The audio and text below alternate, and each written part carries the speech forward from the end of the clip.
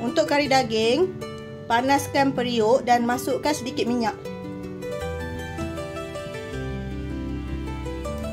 Bawang merah, bawang putih dan halia yang telah ditumbuk.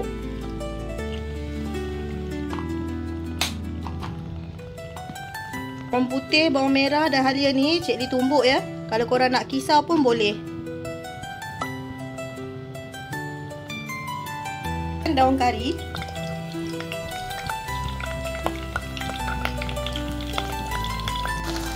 Tumis bahan-bahan ni sehingga naik kuning dan naik bau wangi. Rempah kari daging. Anggaran dalam 2 sendok.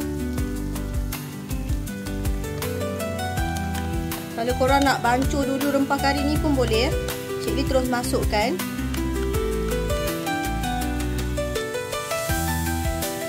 Rau sebati dan biarkan sehingga rempah kari ni pecah minyak dan masak.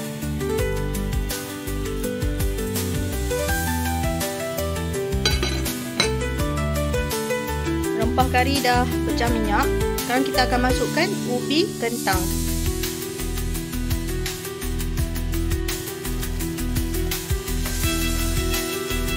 Ubi kentang.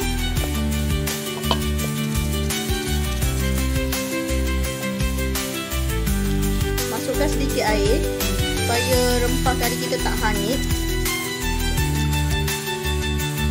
Biarkan ubi ni empuk dahulu. Tutup dan biarkan ubi kita empuk ya. Sekarang kita akan masukkan sedikit air asam jawa.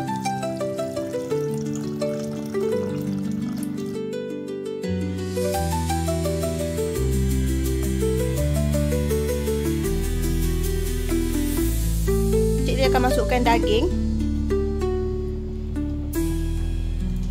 Daging ni Cik Lee tak rebus dahulu sebab kita guna daging batang pinang.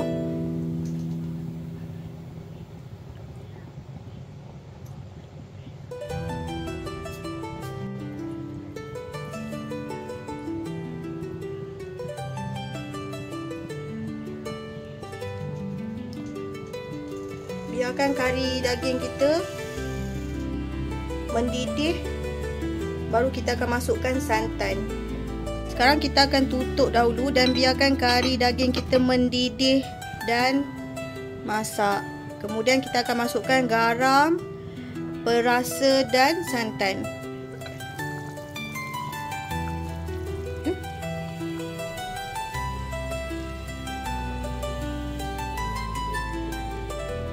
Secukup rasa Maggi.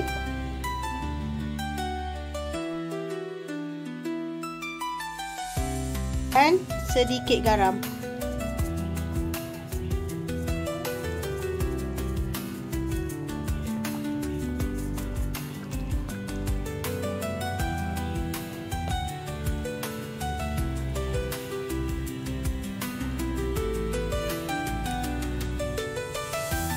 Okey, kari daging cara Cik Nurli dah siap.